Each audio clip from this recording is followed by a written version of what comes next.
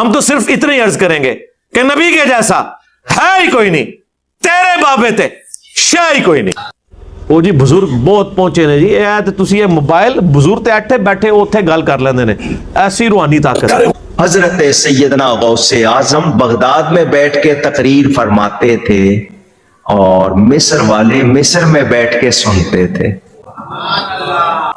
Mic नहीं था, speaker नहीं था, एम्पलीफायर नहीं था, वॉकी टॉकी कोई और सिस्टम नहीं था। रूहानियत का ये आलम कि आप अपने मिंबर पर हैं और पूरी दुनिया सुन रही है।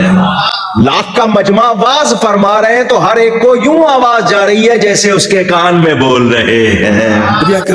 शहनशाह बादशाह सुल्तान लोरिया। अच्छा, गौस पाक का बयान रिले भी होता था, ना उस वक्त कोई चैनल की टेक्नोलॉजी थी, ना कोई टेलीफोन के जरिए कोई रिले का सिस्टम होता था, लेकिन रूहानी सिस्टम के जरिए गौस पाक का बयान रिले होता था। औलिया किराम अपनी खानकाहों में बैठकर मुरीदों के साथ सुनते, तो कहीं पहाड़ में गार में इबादत कर रहे तो वहां सुनते। वलियात भी सुनती थी। 70,000 70,000 का लिखा है। इतने बड़ा इज्तिमा होता था और माइक सिस्टम भी नहीं होता था उन दिनों, लाउड स्पीकर नहीं होता था। लेकिन जो सामने बैठा है साफ आवाज सुन रहा है, वही सबसे आखिर में बैठा हुआ भी साफ आवाज सुन लेता था। ये भी मेरे मुर्शिद की करामत है। हम कहते हैं नहीं, रूहानी ताकत चेक कर लेते हैं। अभी तो हमने आजकल एक नया टेस्ट परफॉर्म किया है कि सारे दुनिया के बुजुर्ग एक एयरबस A380 में 555 मुसाफिर बैठ सकते हैं। तो पाकिस्तान से 555 बुजुर्ग जमा किए जाएं कंसेंसस के साथ, रेफरेंडम करवा के, जिनके ज्यादा मुरीदीन हो, और वो जब 10,000 फुट की हाइट पे बस A380 पहुंचे ना, तो हम पायलट से रिक्वेस्ट करेंगे यहां से फोन के जरिए कि सर आप पैराशूट से ना कूद जाए नीचे, पीछे बुजुर्ग जहाज उड़ा लेंगे। सारे बुजुर्ग तो चीखा मारना शुरू कर देंगे। सब तोड़ा बुजुर्ग भी ले उनको, सर ए तुसी पायलट साहब बैठो, ए देखो रूहानी इल्म है, उन्हें जहाज तो जहाज फिर लैंड करा लेंगे, तो इंशाल्लाह जन्नत ही जाके लैंड होएगा। हमारा उसने जानना है, वैसे तो पता नहीं कहां होगा, लेकिन चलो जन्नत में ही जाके लैंड करेगा, इस जमीन पे नहीं लैंड कर सकेगा।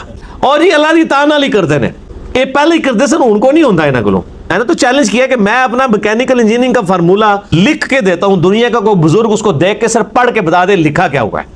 ये नहीं मैं पूछूंगा कि इसका मतलब क्या है, वो तो दस ही नहीं सकते, तलावत करके दस दो किसी फार्मूले दी, नहीं कर सकते। वजअलू लहू मिन इबादिही जुज़आ, और लोगों ने बना दिया है अल्लाह के बंदों में से उसके जुज। अल्लाह ताला अपना तारुफ करवा रहा है कि जिस खुदा की ये शाने हैं उसके लिए तुमने मखलूक में से उसके बच्चे करार दे दिए कि फरिश्ते अल्लाह की बेटियां हैं, ये बुत अल्लाह के सबऑर्डिनेट्स हैं। वो कहां अल्लाह की शान। यहां पे भी लोग कहते हैं जी वो बुजुर्गा ने संभाले है, जी वो गौस ने दुनिया संभाली है। और कुतुब अल्लाह अज़्ज़ा वजल के ऐसे अजीम शान वली को कहते हैं जो एक जमाने में और एक वक्त में एक ही होता है। पूरी दुनिया में एक ही कुतुब होता है, इसे गौस भी कहते हैं। और कुतुब अल्लाह अज़्ज़ा वजल का निहायत ही मुकर्रब और अपने जमाने के तमाम औलिया का सरदार होता है। गौसे आजम की शान तो यह है कि उलमा कहते हैं अगर आज भी किसी को विलायत मिलती है ना, तो वो गौसे आजम के दर से मिलती है। आज भी ये फैजान वहां से जारी होता है। अल्लाह तो बोलते हो गौस दे गुर्दे फेल हो जाओ, पेशाब नहीं अपना संभाल सकता, दुनिया की तू को संभालेगा। और फिर इन बुजुर्गों के बारे में जो दावे कर रहे हैं, इन बुजुर्गों को तो दुनिया का साइज ही नहीं पता। एक बुजुर्ग के बारे में लिखते हैं कि वो फरमाया करते थे कि मैं चाहूं तो आसमान को जमीन पे गिरा दूं, और मैं कहता हूं तो जमीन का साइज नहीं पता, 40,000 किलोमीटर सरकमफ्रेंस है। और मैं दावे से कह रहा हूं क्योंकि उससे जमाने से पहले बुजुर्ग इमाम मोहम्मद गजाली, जो तसव्वुफ में भी इमाम माने जाते हैं, मंतिक में भी, फलसफे में भी, साइंस में भी मुसलमानों के पास एक बड़ी अथॉरिटी माने जाते हैं, कि मियां सादत में उन्होंने लिखा है कि जमीन, सूरज जो है जमीन से 5 गुना बड़ा है। सब तो बुजुर्ग दी साइंस दा हाल जे। आज हमारे बच्चे को भी पता है कि सूरज जमीन से 5 गुना बड़ा नहीं है, ये 13 लाख गुना बड़ा है। और जिन बुजुर्गों को सूरज और जमीन का और आसमान का साइज ही नहीं पता, उनके ये दावे कि हम आसमान जमीन पे गिरा देंगे, झूठे दावे।